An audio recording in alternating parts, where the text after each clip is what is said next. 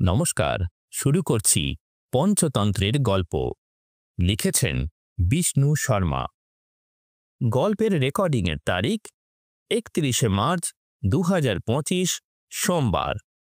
কণ্ঠে মোহনলাল মুখোপাধ্যায়। গল্পের নাম বানর এবং কুমির। এক সময় একটি জঙ্গলে একটি বানর থাকত যে নদীর তীরে জাম গাছে বাস করত। একই বনে একটি কুমির এবং তার স্ত্রীও থাকত।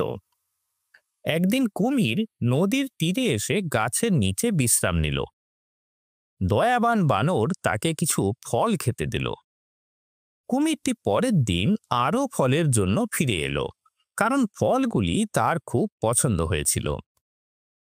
কিছুদিন কেটে যাওয়ার পর কুমির এবং বানরের ভালো একটা বন্ধুত্ব তৈরি হয়ে গেল। একদিন বানর কুমিরের স্ত্রীর জন্য কিছু ফল পাঠালো।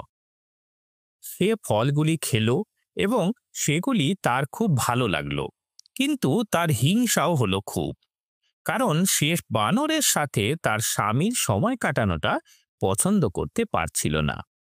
সে তার স্বামীকে বলল, যদি ফলগুলি এত রসালো হয় তবে আমি ভেবে অবাক হচ্ছি যে বানরের হৃদয়টি কতটা মিষ্টি হবে।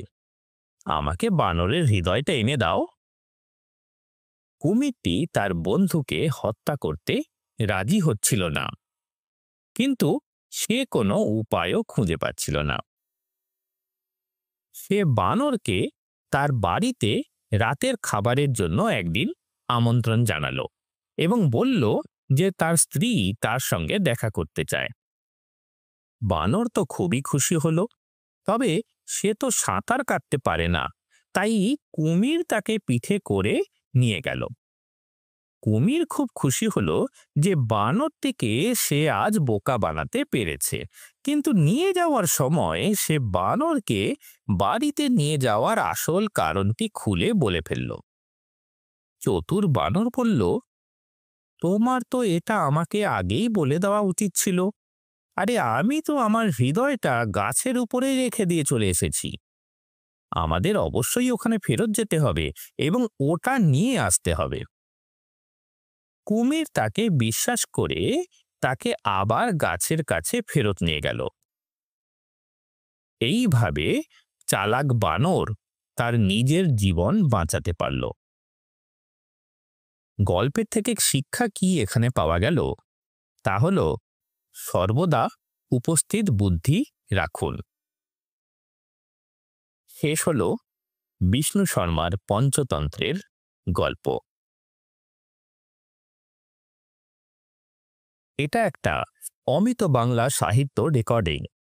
বিষ্ণু শর্মার পঞ্চতন্ত্র গল্পের ডিজিটাল অডিও সংস্করণ করা অমিত বাংলা সাহিত্যের ক্ষুদ্র প্রচেষ্টা। অমিত বাংলা সাহিত্যের সমস্ত কন্টেন্ট পাবলিক ডোমেনের অন্তর্ভুক্ত। আপনি নিজেও যদি এই প্রচেষ্টায় আমাদের পাশে থেকে এই প্রচেষ্টাকে এগিয়ে নিয়ে যেতে সাহায্য করতে চান ও নিজের পাঠ করা গল্প, কবিতার রেকর্ডিং সাবমিট করতে চান, তাহলে দয়া করে আমাদের সাথে যোগাযোগ করুন।